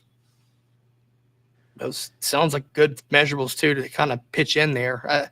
6'4", 300. Right, that's ideal. Again, I think if anything, you sit there, you get into the strength and condition and change some baby fat to more muscle, and that's it. Yeah, that's he comes as ready out of the box as they get physically. Just he needs to play at the college level and learn the speed of the game and get a feel for what that physicality is going to be like. And I think he'll be fine from that aspect. It's just, I think so too. I think he will naturally get bigger because of his just eating and just lifting weights in the college. Say you typically change your diet when you get to campus and you get away from the sneaky problems, if you will. It'll change. Like I said, that baby, that little bitty gut right there turns into more lean quickly. You get away from that little. Oh, give me a little post game snack of 3. Yeah, can't go to cook too much. I think when we look at the finished product of Elijah Griffin, I think in 2 years he'll be 6'5", 315 pounds. I think that's what he would look to go into the NFL at. That's just what will naturally happen over his next couple of years. And I think he will keep his explosiveness. He will keep his That's the ability to key play for sure. between gaps. So I think he'll be fine. I want to ask this question. This is more of my question here. Seeing him in person, what sticks out to you the first thing from him when you watch him play? Is it his twitch? Is it his instincts? Size be damned, right? 6'4", 300. I mean, you're in Georgia too, so you see that a lot, but still, it does kind of get you like, holy shit, that's huge. Like, that's a big dude. Yeah, I mean, there's big, and then there's like, oh my gosh, like that dude look bigger than ever. Like I've seen some six. Like I could imagine like Otis. You remember that viral video of Otis walking out of the? Huge, you remember man. that? Yeah, yeah. He was a big man too. But there's 6'5", 300 pounds, and then there's 6'5", 300 pounds. Like, it doesn't look the same on everybody. And Elijah Griffin doesn't look 300 pounds. So, but does it look like he's like 285 probably? Yeah, like he looks like he could go for 285. That's a scary type because you feel like he could just add some more weight to his frame and be fine. Yeah, crazy. He's not really fat or anything right now. So, like I said, he comes out of the box ready to go. It's just a matter of him playing at that SEC level and getting that experience. But I mean, the first thing that kind of stands out is that he gets triple teamed a lot and he still makes plays. So yeah, I look at that right there. That brings up perfect example watching Ja play so much, man. Big Ja, dude. That guy, you put him out, you walk him off the bus, buddy. You got people shitting themselves. His senior year, you got to understand, his senior year, legit 6'6", but he was 365. I remember catching up with him, Jeremy, after he had gotten back from his Auburn OV. It was a Tuesday. I want to say one of their first practices back or whatever. And I'll be damned. He's like, man, I went down there, fed me good. And I was like, I bet so. That's what's going to happen on OVs. Weighted 365, buddy. The thing about it was his work ethic was just crazy too. So like there was, I want to say this game was Northwest Guilford. Took a quadruple team, took the whole line from the right guard over. And he didn't get reset. I was like, what am I watching? But that's what 365 pounds, man, the grown ox. That's what that'll do. Yeah, that's absolutely. what that'll do. Let's see. I think some other question here. Star Wars Dog says, does this inspire, I guess, Elijah's commitment? Does that inspire more high impact defensive players to commit also? Do you think that has any impact on that? I don't. I think, to be honest, Elijah was kind of the final piece because, I mean, you look around this class already, you got Shamari Earls, you got Zayden Walker, you got I'm trying to think of the class. I mean, I like a Kennegbon. Me personally, Jeremy, I was not knocking Darren at all. I wanted Bryce, just maybe slightly biased, but I seen Bryce enough to know that, like, he's got it. So when he went to ultimately going to Duke, I think this is a good fit for him too, because I think he'll be a centerpiece there, an instant impact player there. But Darren kind of grew on me over time too. I like Darren, what he brings to the table too, for sure. Isaiah Gibson. I forgot all about Isaiah. You put Elijah Griffin next to Isaiah Gibson, and that's one of the scariest. Whatever sides of the field they're on, I think people have in their head that Isaiah Gibson is a speed pass rusher. That I feel like he's more of a power rusher, right? He is an absolute monster in the run game first. So you throw him in, and then you put Elijah in. If you come out of the huddle and you put Elijah at the 3 and a 300-pound Isaiah Gibson in 2 years at the 5 technique, like that's enough to hit you in your chest and shock you back and stop whatever your play was designed. It stops because of the movement they're going to get. So I think there's already, and Georgia sent so many guys to the NFL. Impact defensive players know that. They are, very well aware of what Georgia can do for them. So, I mean, the only thing I think, it can't hurt. It can't hurt that, Elijah wants to play with Justice Terry. It can't hurt that he knows him already. It can't hurt that he'll probably talk to him, So, now you can actively recruit for Georgia, not just behind the scenes. Like, I mean, Yeah. I'm not saying you ain't got to say anything, but part of me thinks that I don't necessarily know if it was really in question for Elijah Griffin to go outside the state. I I mean, felt like there was a good chance he was staying in state. You'd have had to done something to blow him away, and more so his family away, in my opinion, to kind of get him out of state. Um, this is just the perks of the Georgia 2025 class being that deep. You know, we talked about, now I don't know, me and you, not necessarily. I've said this before, even looking back into the 22-23 cycle, kind of prefacing this class being special. yeah. Like 24 It- was going to be yeah. fine. 25, we knew, like, you could just look at guys like, you've got to get these guys. Like, you've got to hit heavy in the state of Georgia for 25. I think you could argue that in 26 as well. Yeah. Also, I think, Absolutely. though, I'm making a list. I'm about to check it twice. I've got a list of North Carolina guys up here, and just 26 guys that I'm gonna start making a list of. That I'm curious to see how Georgia goes about it, but putting some names on radar for people to pay attention to, because Georgia's loaded, but 2026 I think could be game changing for the state of North Carolina. Me being up here, obviously with the Jared Curtis decommitment, right? I immediately was seeing people talking about Faison. Listen, you can say what you want, but Buddy is locked in with Tennessee. I'm just going to let you be known that I've known him enough. He loves him some Tennessee, and that's completely okay. Well, Yeah. will that deter Georgia? Who knows? But I think it will be interesting to see how Georgia responds to that Curtis news. Because I felt like it may have been coming just on how the world of NIL is shaped up now, Jeremy. But at the same time, it's never easy to watch a top prospect come out of your class from a decommitment standpoint. It's not. Yeah.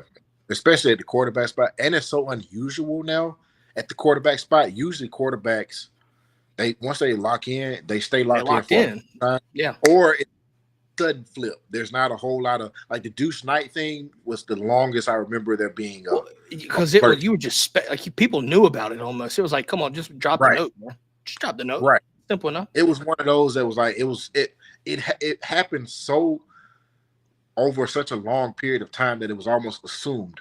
It rarely ever happens where it goes boom, boom, boom, and then a guy decommits and now he's back on the open market for very long. Usually when this happens, they know where they're going next. But yeah, it seems like he's starting his recruitment over in a way. And I did find it interesting that Georgia was not listed in the group of schools that it sounded like it looked like it got retracted back to where Georgia was added, but initially you had your Oregon's, Oregon, Ohio State, Bama, South Carolina. I said, watch that one. It's the one that sticks out compared to other, because you had Clemson, whatever. Visited South Carolina too already, which that caught my attention a couple of weeks ago. I was like, why would he go to South Carolina for a visit? But I'm going to say Clemson is the program that I think intrigues me the most. It makes sense to me, though. It would make sense. Yeah, because I mean, if it's not NIL related, I would definitely look at Clemson there. I don't know that this is NIL related. I do think the kid probably felt like he rushed his commitment, but also does he commit? Usually when guys commit on campus during a visit, those are the commitments that are, I'm in the moment. I like this. I mean, we saw that with Isaiah Gibson. Yeah. Justice Terry suffered the same thing as well. So yeah, it makes me wonder if he just got caught up in the moment at Georgia that weekend and was like, I'm going to commit. I want to be here. They want me here. And I feel good here right now. And he didn't look at the whole picture. So I think there's a chance. I mean, Georgia will definitely continue to recruit him. I think they'll still. Oh, no, you have to. If you're Georgia, you have to. You have to. You're right. The 26 quarterback class is nowhere close to just this class alone in 25. It's not deep. Yeah. It's not deep like that. So the prospect of getting a good quarterback, if you don't land Curtis or re-land Curtis, might I add, if you don't re-land Curtis, we'll see what happens. But there's a good chance you take a portal quarterback. I mean, you've got Rashada in the fold. Like, basically, I think right now he's going through a year, but he's still, before he got here, when he committed, he had 4 years, if I'm not mistaken, because of the red shirt from Arizona State. So you could play that long term and look for 27, but I would look for a quarterback one way or another to come in if it's not Curtis either way. Yeah, I mean, Kirby's not gonna let that quarterback room deteriorate like that. You just won't see that. Yeah, you definitely need a guy.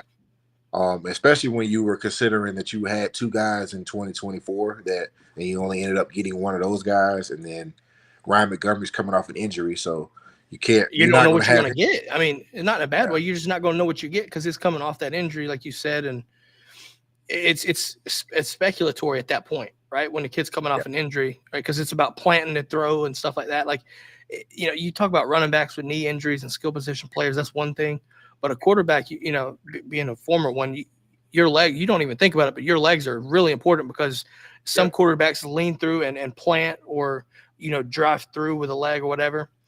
And, yeah, and that matters, you know what I mean? And also, he was kind of a mobile, not like a true mobile quarterback, but he could use his legs too. So that's also another thing yeah, with Montgomery too. I got yeah. another question for you.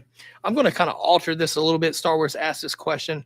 Are there? So he asked, who is the next big commit to watch for? But I'm going to kind of alter that question slightly. Are the, are there any other names that Georgia should be looking for now that might, that now that you've got Elijah to commit? I'll give you my example of one. I think Chase Linton is somebody to watch for. Mm. I would love to see him in this class. I know people look at, if I'm not mistaken, decommitted from Rutgers, but it's Mm. been kind of quiet. But Buddy can play from Yeah, what I've seen. yeah. And then Um, you've got, well, I'll let you speak on some other ones too, but I had another one I was about to spit out, but I'm going to let you speak. go ahead. I want to see who this next. I was going to say Anthony Crua, the UNC commit. Yeah, Those are two that stick out to me right now. Um, so that's just my thoughts. yeah. I mean, I definitely think those are two that'll be near the top of my list. You got guys like, I mean, Justice Terry at any point in time could make a decision. How he says he's going to take it up to signing day. You just never know what's going to happen there. I mean, you never know. Yeah, but I mean, what about another one? Jeremiah McLeod, the D Yeah, lineman, the Florida yeah, commit. I think that's another one to keep an eye out for too. Um, there's several guys. Like, there's several guys that you can keep an eye out for. You should be keeping up with them anyway. yeah, Um, yeah. that's just my thought. Listen, also, I'm going to do this. I'm going to do this, Jeremy. If you are curious about information, hey, go over to the Dogs HQ. My man's writing articles all the time, so keep that in Yeah, mind. come check us out. Come check I us will out. say this though. Apparently, Trinity Clark has a couple comments here I want to read out too. So, just got Okay. news. I guess got news about the Jared Curtis decommitment. With that being said, can Georgia get back in the race for Juju, or do you think that ship sailed? I Um, feel like it's kind of sailed. I do. um, That's just me though. um, I wouldn't say never. I wouldn't say never. I would say that I think the ship has sailed for now, but we got 2 more months, and I think it's an option you may have to consider. I mean, because I Again, mean, with Montgomery injury could change some things. yeah, I mean, you can't go through spring football with three healthy bodies, three of which will all be competing for the job. I mean, I'm sure Ryan will probably do a lot of stuff. He will do some stuff. I don't know if he will, be fully himself yet. So you just never know. I mean, I think I would say today that that's not happening, but I've seen weirder things, and I'm not willing to close the door on a guy like he's in state. So I mean, he's a guy that would really be a really cool option, just for the fan base, obviously. But I don't know. Mhm. I wouldn't rule that out. But I'm I not. want to throw out another little wrinkle here for you, Jeremy. And it's not even in the 25 class. He's got a teammate right on the D line with him, Guyton, in the 27 class. And that buddy is good. He's going to be special. He's Yeah, going to be special. So I mean, maybe you look something there too. I'm not saying he commits it. Listen, that's way too early for me to feel remotely want to talk about too much, but it's definitely something to watch out for. Definitely yeah. something to watch out for. I don't think he'll take. I don't think he'll do this process like Elijah Griffin did. I think he'll be a little bit different. I know this fall he wanted to kind of before the season. Well, at the beginning of the season, I talked to him for a long time, and he kind of said he wanted to. He's seen what he wants to see out of Georgia, and now he kind of needs to detach a little bit and go look and see what else is out there, because he's been to Georgia so much. He's been so enthralled with what's happening at Georgia that he's looking up in his recruitment. He's like, well, Alabama wants me, Texas wants me, LSU wants me. So his recruitment, like, he'll go through that little process probably over this year and then probably into the summer to next year. And then I think he'll look around and be like, man, here are my options. Let me start working this down a little bit. So I don't think he'll handle his recruitment the same way. He'll be the number one recruit in the country. So, yeah, I mean, it's hard to part of you as a fan and whatnot, you want that kind of link to go, you know what I'm saying? Like, you want those pieces to fall together, but it might not necessarily be that way, right? Because each kid's recruited differently. They're two different positions, and that matters too. That matters 100%. Chase White in the building saying, Chase White in the building, what is going on? Let's see. Trinity Clark said, how do you feel about Jaden Pilati? So Jaden Pilati flips. He flipped to USC over a couple months ago. I think a month or two ago. August maybe. Okay, so yeah, about that time. So no, we do not Trinity. Speaking of linebackers, right? You got Zayden Walker. So Chase, he is a USC commit, not a Tennessee commit, just for the record there. Again, though, you're looking at linebacker. You know, we've got Zayden Walker in the fold. I'm assuming we take 2 linebackers this class. I don't see the need for 3 just because what you've been doing the last couple of years, I would assume. Yeah. So you probably stick with 2, whether that be Krua or someone else, right? I would say you probably get two linebackers in this class. I don't necessarily say you get 1 because I think you need more than 1, but I could see you sticking with 1 if something doesn't happen. I mean, to be fair, and you hit the 26 class with Atkinson, that gives Atkinson more reason to come too. Is, hey, listen, we got 1 so that you can be the guy this year or whatever. Because I think you need the Atkinson in this class, 26 class. He's too good. Yeah, he's really good. I definitely think you're probably looking at taking 2. I would think so. Yeah, whether it be a flip candidate or, I mean, like, again, you're looking at the state of Georgia as being extremely deep. You know what I mean? You never know who Kirby always does those like low key evals out there and gets those kids. We've seen it before. The 3 stars, all that stuff. Always, you know, it turns out. And then Trinity says she likes the Krua kid. Yeah, kid can play. Kid can play. Yeah. But it's also an interesting dynamic that you bring that up. It's like, hey, you know, do you just take 2 because you need to, or do you just take, if there's a third guy that wants to come, would you tell him no because, hey, I can go ahead and get this really good football player right now and not have to worry about my number crunch, and we'll figure it out once they get here. You know, a lot of times these things tend to solve themselves based off who can play and who can't. So, I mean, I don't know that you tell a guy no. If Christian Gas wakes up on Tuesday and says, you know what, I want to be at Georgia, and Anthony Krua wakes up on the same day and says the same thing, well, who do you tell no? Because both of them can really play football. That's a matter of eval and where they fall on the board. I mean, if you could get both and they're both high on the board, do you tell them no? Especially in an age of college football where you can't control injury and you cannot control the portal. Well, see, my thing is this though, and maybe this will. I'm trying to keep this more on football, but if it happens to be this way, it is. I feel like federal involvement with regulation is coming, and I don't know how fast it will happen. Yeah. And honestly, I think, you know, it started with the NCAA getting rid of the NLIs, opening up the financial aid agreements and things like that, being the binding. Listen, and initially, I'm expecting this to be pure chaos because what's going to happen is I'm expecting this. I don't know if I'm right or not. We'll find out. Early signing day ain't even going to be it could be a thing, I guess. It will be, right? It'll be ceremonial. It'll be ceremonial, but it ain't nothing set in stone. So, like, everybody, listen, I love it too because it's fun and it's easy content, by the way, if you're curious. But all these signed graphics, right, ain't signed all the way anymore. I don't even know if they're going to be able to legally post those graphics. Because that's what I'm thinking. Because there's nothing signed. There's really nothing signed yet. Because what will happen, and what I'm thinking, Jeremy, is going to happen is this. Instead of National Signing Day, that will revert to the first day of your school's classes. Yeah. When you enroll. That's going to be it. That's going to be it. Well, actually, maybe even more specific, the end of the add drop period. Yeah, because technically you could enroll in classes and drop and go somewhere else before their drop ad is over. Or, I mean, I guess if you sign financial papers or sign NIL papers, that then binds you with your No, school. fair. I'm just, what I'm saying though is, for instance, once you sign those papers, it's going to be harder to transfer out.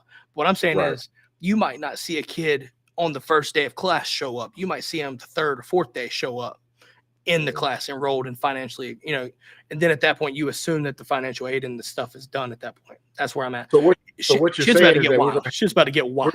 we're gonna have college professors breaking recruiting stories, is what you're telling me. There's a very damn good. Well, you've got You've got some of these folks looking at the student directories 24/7, almost like plane tracking. Okay, I'll be damned if that ain't happening. Rusty's gonna hate it, buddy. All these mornings Rusty's gonna hate it. Oh man.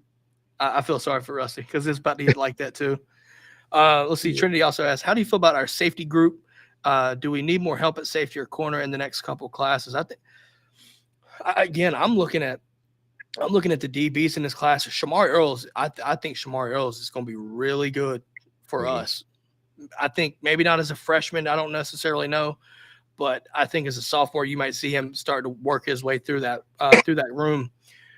Keep in mind, you've got guys like Chris Peel, all right, DeMelo Jones at safety, Ja'Cory Thomas. I think, in my opinion, he's not necessarily playing right now. I would assume he still has a year if he wanted to come back. At the same time, though, Trinity, I feel like we're in a good spot because you've got KJ is the future at right now, right? Where we are with Malachi, where we are with KJ. KJ's there for the next couple years. So at safety, you're good there. I think DeMelo Jones is going to be a player that you can easily see being an issue, being a problem for opposing teams. Chase Earls is a cornerback. Yes, we were talking about corner and safety there. I think you're in a really good spot. Like I said, I think Earls is going to be one that you really need to watch out for. Really good player for sure. Jonte Gilbert's another one. I think that'll be one to kind of keep an eye out for. Jalen Morgan out of Murfreesboro. We've got talent, guys. And you feel as if they're going to fit in. But what's already on the roster is another thing you've got to watch out for, too. You just got to keep up with that. So, in a sense, hopefully that answers your question. You look at just stay constantly recruiting as many good and elite talents that you can. Jeremy said it before, right? In the world of the portal, you never know what can happen, right? So you've got to just recruit a lot of them and go from there. You just have to. So we'll see what happens when it comes to that, but definitely something I would keep an eye out for sure. I like where we are with the corners and the safeties for sure. Trinity was disappointed in the Caleb Down situation. I think we may have more kids doing what Caleb did. That one was so interesting. That one caught everybody off guard. Very much so. Very much so. That. As we bring Jeremy back on. Sorry about that. We had some overheating issues. Rusty heard me talk about you. He probably gave you a call. No. I don't remember what you. I don't know if you guys discussed it a little more, but you were talking about the secondary. And I do think that Georgia will need some more help in the secondary. But I do think you mentioned a few names that I was going to mention. We forget about DeMelo Jones a lot because he isn't playing a lot right now. But he was a 5-star. I like Kyron Jones. Ja'Cory Jones. Daniel Harris will still be around in a year or two. Julian Humphrey will still be around. Well, I think it'll be interesting to see how and for what it stands right now, looking ahead to. I'm not trying to look ahead too far, but there's a lot of uncertainty just based off of everything that's about to happen come the portal window, and kids leaving and going and getting draft grades. Right, necessarily, you could maybe you do see Dalen and Julian go. Who knows, right? We don't know because it's all about what the draft grades are going to be. Are there opportunities? Who wants to come calling for these guys? You never know, right? Yeah. But if we're trying to keep it as it stands right now, right, with what you've got, I've got guys on the back burner, and I listen. KJ Bolden is the future at one safety spot. We know this. We know that. Ellis Robinson will be starting cornerback next year, and just I'm marking that down. If I'm wrong, I'm wrong. Fight your mama. I don't care. Too damn good not to be playing is what I'm saying. You've got talent on this roster right now, and when you look at guys like Shamari Earls, Jalen Morgan, Jonte Gilbert, right? And listen, not saying this happens, but you did have Dijon Lee for an OV. So, or I think it was an OV, or was it just an unofficial? I think it was unofficial. He took an OV in the summer, and he came back last week for unofficial. Okay, so it was an unofficial. Okay, I knew he took an OV at some point. I forgot which one it was. But yeah, so you're looking at that right there, and not saying that it's going to happen. I'm putting those words out there right now. I'm not saying it will, but what if? Right? There's your help. Him and Earls would be dirty. Yeah. And that doesn't even include Andre. I mean, Andre Evans is Andre Evans. Boy, Andre Evans is going to be dirty if he gets to play. Yeah. Them Louisiana folk are different. I promise you that. Yeah. That's another name we don't really mention very often is that. I mean, he was a high top 100 recruit last year. So, well, when you got Ellis Robinson in the fold, that's why. Unfortunately, that's why. Yeah. That's why. So, there's Chase a lot of talent. Oh no! So I feel good about it, but you know Kirby's not going to be done with that. I promise you that. No. I think again, I'm going to say on this: watch out for Rashawn Dinkins. I think that staff likes him, and you're pulling him away. If you do, you'll pull him away from a rival in Georgia Tech. So there's that's a win-win. If you Rashawn Dinkins is probably one of the players I enjoy watching the most in the state of Georgia. I've probably watched him play in person once or twice. But I've watched his huddle, and I just love the way he plays football. So he's one of those guys that people who have watched Georgia football over the last couple of years, they see a lot of some of these guys that, I'm sure Georgia sees it, when they worked him out. Hey, we see a lot of what. Oh, you know so. Some of the guys that they've had in that building. And so if they're able to, Georgia Tech did a great job of evaluating him and getting him, in the fold early, because that's a great evaluation of a guy that isn't ranked really high that a lot of people don't know about. So, yep, I think another name, if we're talking in the future, there's a guy up here, and I love his style of play. I really do. I said it before. I think you were on here, Jeremy, last time, and Samari Matthews out of Huff. Oh yeah, really good player. I think if Georgia were to go after him, I would not be opposed to it. Got to see him in person. That's a let's just be honest, that's a physical son of a bitch. That dude plays physical. My God. What is he? Is he a safety or is he a corner? Corner. I think he's still corner for right now. Okay. So yeah, he was boy. And then you get to watch him at the 707. I think I forgot who it was. Got one on him. But outside of that, he plays the ball. That's something I look for in corners. Like I've been hearing this conversation, about playing the ball versus playing through hands. I prefer playing the ball if you're comfortable enough to do it. That's the thing. That's the main question. Are you comfortable enough to do it? Yeah. If you can play the ball comfortably, then I'll take you. In my opinion, I'll take that all day. And that's a psychological evaluation of a kid, because you got to be a little how crazy. Comfortable you are. You got to be a little bit crazy to play that way, and you also got to be a little confident and have a little one or two of those screws loose. I don't really care what happened. I'm the guy. I'm gonna go get the football. And if I don't care what happens after that. So yeah. Get one of those every time. It's like, all right, fair enough. And it's not like it went 10 feet over your head either. He's good. That's something about him though. He's very good, very athletic too, up in the air when he's high pointing the football. Mm-hmm. Not only will he, and the thing is too, he ain't afraid to come strike either, and that's something that how Kirby and that they love them corners that'll come down and hit your ass too. That's another thing too. But that's in regards to the safeties and corners. That's one name that you're going to hear on that list I'm talking about. But yeah. I don't think you got to worry about that, because you always got to trust, at least at the safety position, Kirby's going to be set at the safety position. There's no question about that. And look at who's on their coaching staff. I mean, it's clear that position group still means a lot to Kirby Smart, because look who he has as the steward of that position group. You got T-Rob. T-Rob. You got T-Rob, and you got Dante I still Williams. have. I still have reservations on Dante at this point, but we'll see. Things can change. I We'll see. mean, either way, like those are guys that are. It's not there's a lot of experience in that room for Yes, damn and sure. For damn sure. Will Muschamp is still involved with this program. It's not like he went away. Nowhere close to the same amount as last year for Yeah. rightful reasons, because I think, listen, I find this very coincidental. Georgia lets him off the leash and lets him go to visit Vanderbilt more often, and now they're just doing what they want to do defensive and beating people that they shouldn't be doing. Conspiracy theory or not, I'm just here to tell you, I find that coincidental. I do. I'm just telling you. Who knows, man? Who knows? Prove me wrong. Hey, if anybody wants to prove me wrong, go for it. Clark Lee is doing a good job up there. Oh, 100%. You got to give him credit for that one. The evaluation for Pavia was perfect for them. Yeah. I mean, also the fact that Georgia went after London Humphrey so hard when he hit the portal, that tells me that he's been doing good here. He's been doing good too. Yeah. He fit right in at Georgia. And this is his second year of college football, and he's already able to go he's from playing like a third year. He looks like he's playing his third year. Right. I mean, that was after 1 year of development at Vanderbilt.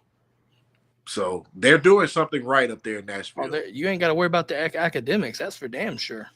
Absolutely. Absolutely. I mean, also, you look at programs like that have a history of having other sports that have gone through. They sent Will Shepherd to Colorado.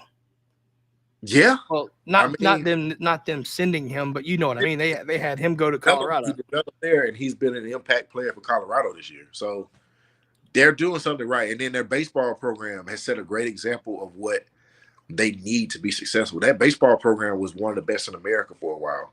I don't know for the longest time. I mean, you got Dansby there. You had other guys. Yeah. I mean, so that school has a level of excellence in athletics that can be replicated. It's just a matter of, slowly allowing someone to get their fingerprint on it and doing it the correct way. No, you're not wrong. So you're not wrong. So Trinity asks, how do you feel about Janelle Aguero so far this season? I feel like he hasn't been terrible, but I feel like there's some room for improvement still too. I feel like you could say that with a lot of guys on this defense, to be honest, especially in the back half.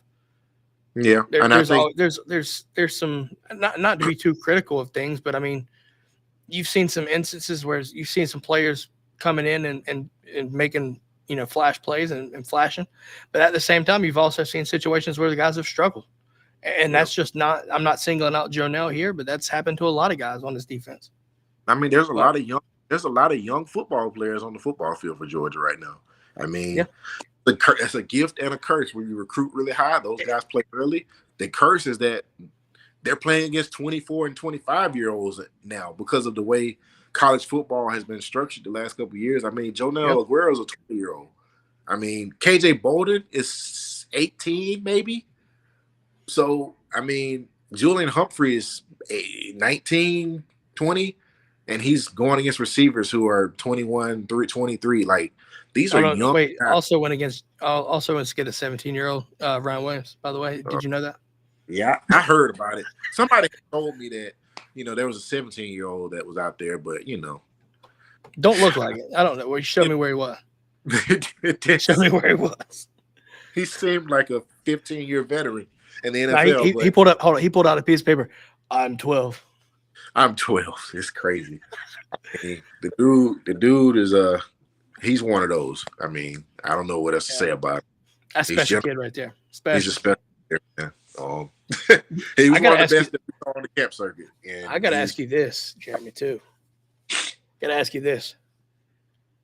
Georgia, so with Elijah, Georgia moves up to third right now nationally. If you had to put a percentage to it as it stands right now, what are your feelings towards Georgia landing a number one class? What percentage would you put on it right now? Right now, who's number one right now? Is it still Ohio State? I think it is. Let me see. I can pull it up for a second. Give me a second. I think it's Bama, Ohio State, Georgia. I think the rankings pushed Bama up to 1. I think. So it's Bama right now. It's Bama, Ohio State, Georgia, and then to round out the top 5, you've got LSU, Auburn. Ain't that crazy? 4 of the top 5 being SEC schools. 6, actually 5 of the top 6. Yeah. Jesus Christ. 1, 2, hold on. 1, 2, 3, 4, 5, 6, 7 of the top 10 are SEC schools. Well, you know what, though? The one thing about that is that if those schools recruit their home states, then they automatically land on 10 4-stars, you know? I mean, Georgia's recruited the state of Georgia, and they have about 22 commits. How many of those? I'd say 75 to 80% easy are Georgia kids. Yeah, and they're And all that's not including the kids that we expect that could land there. yeah, and that's, I mean, of those guys, only 3 of them may be outside of the top 300. Mason Short, Landon Rolden. And well, Landon got a bump too. I just don't know how far up he went. Yeah, he bumped up to a 4-star. So But he's been playing his ass off too. Yeah, he's had a great year. That's another name. We talked about the receiver a little bit earlier. Listen, that's an exciting white candidate once he gets on campus. I'm just gonna let that be known. He can roll. I think people listen, and rightfully so. Talon Taylor is my opinion going to be, depending on as it stands right now in this class, that's the best receiver we've got. But do not sleep on Landon Rolden. I like that kid. He can fly too.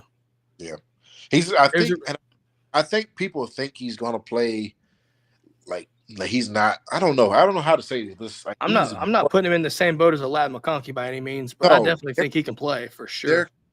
They're different players.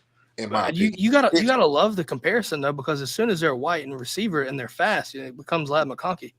Becomes Lad McConkey. No, he's more of a. I mean, I when he committed, I compared him to Adam Thielen. Ooh, that's another exciting white for sure.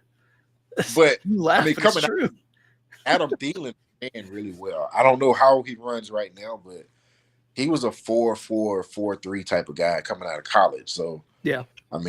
You see some of his early stuff, and I think I see a lot of what he does or did in Minnesota and what Landon does at Norfolk. Now, my question is, he's fast, but how would you rate his route running, like his route tree? Like, I feel like it needs to be developed slightly a little bit more, but I mean, that is an expectation. Once you get into college, you expect to develop a little bit more. That's okay. Yeah, I mean that's a part of the game that I've even seen him improve this year from last year because. He's so much faster than everybody else. It's like they would throw him little slip screens and he'd run 80 yards with it. This year, I've seen him set guys up and go and run slants and score. Is he mossing people? Huh? Is he mossing people? I've seen him go up and make a couple plays above the rim as well. So, boy, dangerous. Nobody go near him. He is becoming more of a complete receiver as he's growing and understanding the position a little more. He also has very good body control, so that allows him to be able to do some of these things that you see the 6'5" guys do. Because is he a good contorter in the air? Yeah. I mean, he caught a fade ball that I was at a couple weeks ago, and it was like I hadn't seen him do that yet. So that was one of the questions I had, and he kind of answered that right off the bat. That was his first touchdown in that game. So, I mean. He's a complete receiver to me, and I think Talon Taylor, Thomas Blackshear also fall into that category. I mean, Tyler Williams does as well. He's 6'1" or 6'2", so he's not a small guy either. So, I Georgia, think again, just you got to stop looking at the rankings. If I'm a Georgia fan, I understand that people want the 5-star receivers. I understand because you're looking at you're looking at Bama with Ryan Williams, you're looking at Ohio State with Jeremiah Smith. But understand it's not necessarily bad players that you're getting. You're not getting bad receivers. You're just getting a ton of good players. No one outstanding like Jeremiah Smith. Those guys are unicorns, man. You know, but even then, class, like no,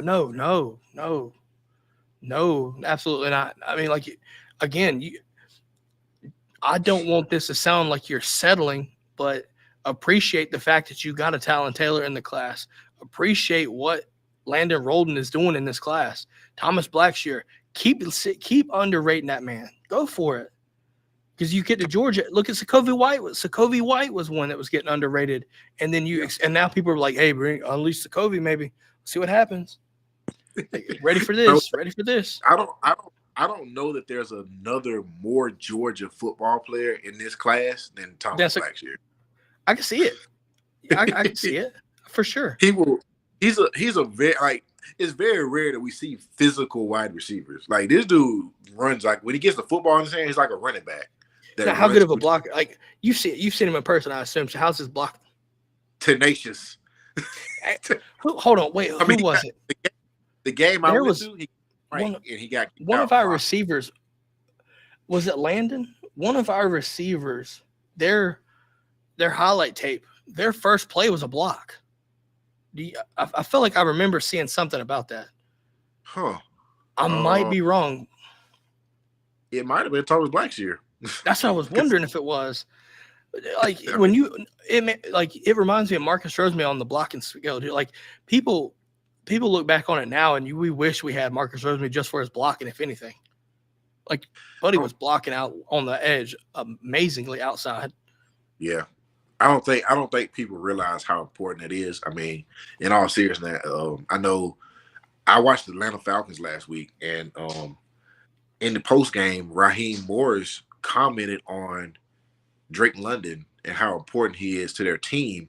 I mean, everybody, you can have your opinions of where you think Drake London is as a receiver, but the first thing Raheem Morris brought up was how important Drake London was into helping their run game and how, he created lanes because he blocked. Like, that's a receiver that's potentially looking at a $150 million contract. He's the number one receiver on his team.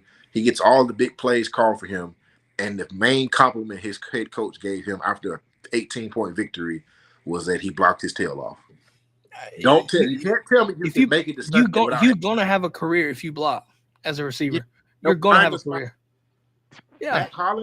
Matt Collins has caught 20 passes in the last 3 years, but he continues to be on the football field in the NFL collecting paychecks because he blocks.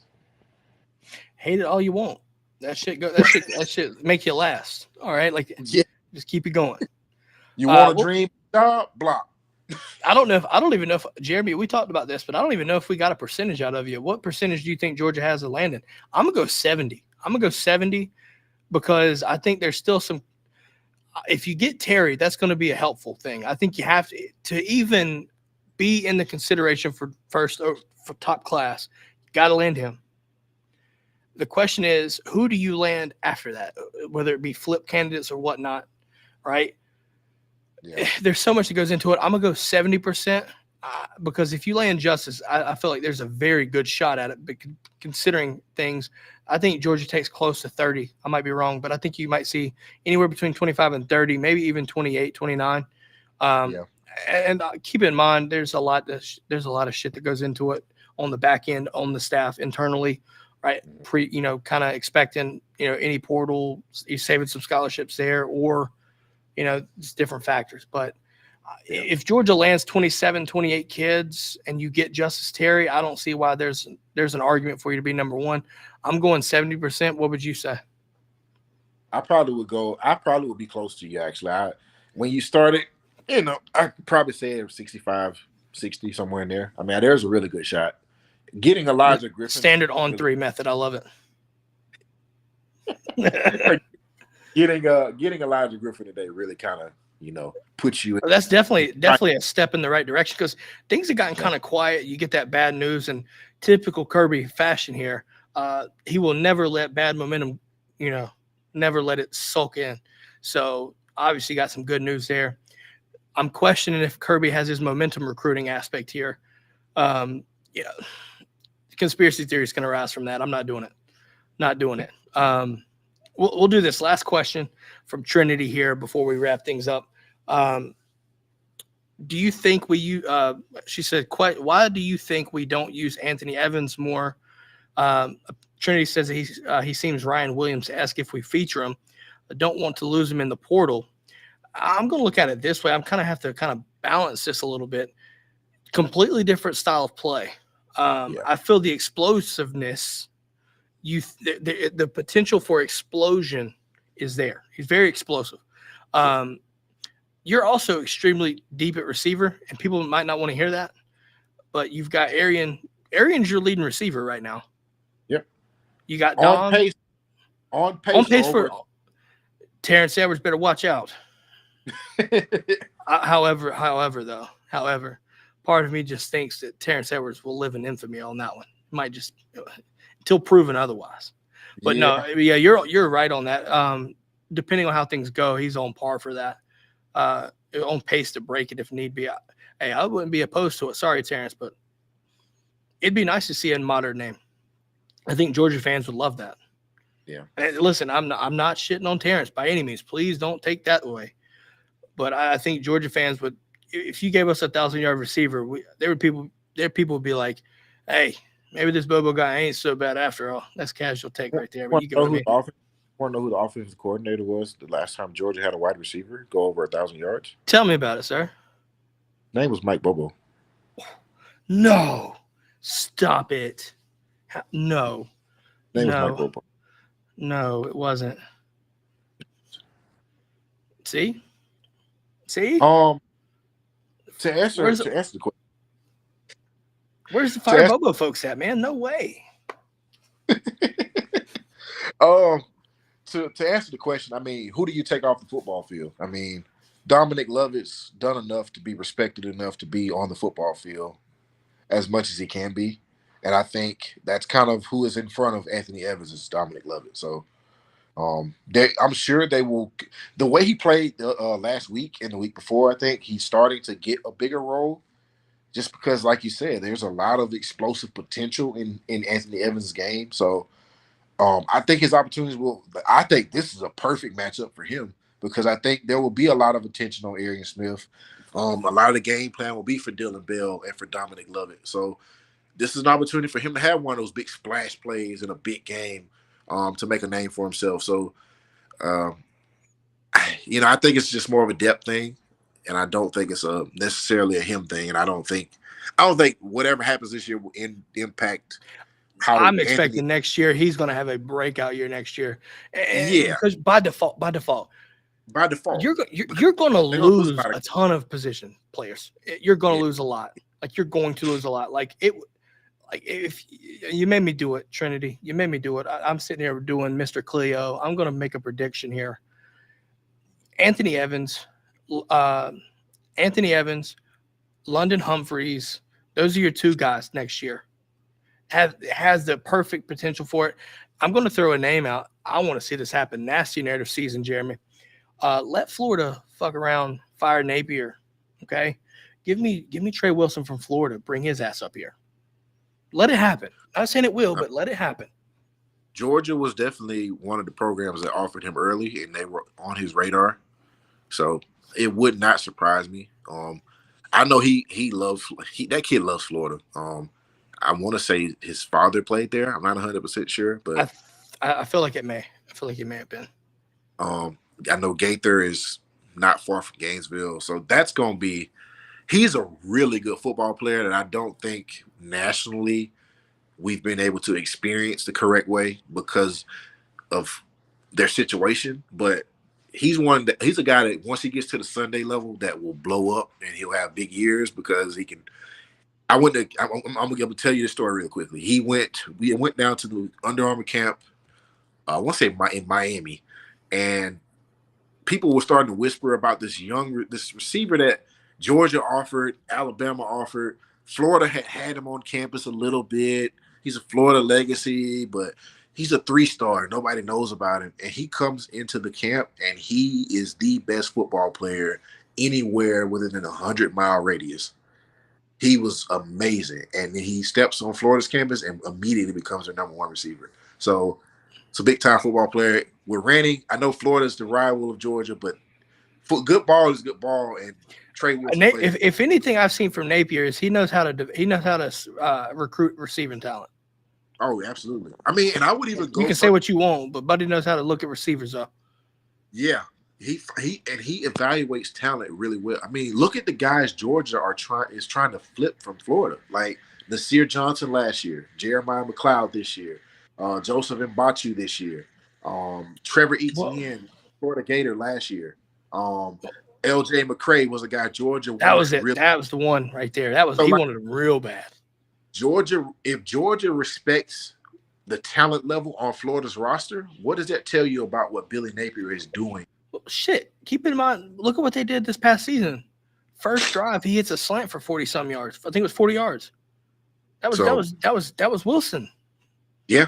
And he just outran Stokes, or not Stokes, Lassiter. He outran Bullard. Like, yep. That tells you what you need, folks. Like, there's talent on that roster. It's just, the expectations. Coaching and everything from the AD down is just shit. But that's a different story. Rabbit hole in if you ain't careful. We'll wrap it up there, Jeremy. Again, Elijah Griffin commits to Georgia, right? That was the preface of the show, the special edition of this DGD podcast episode.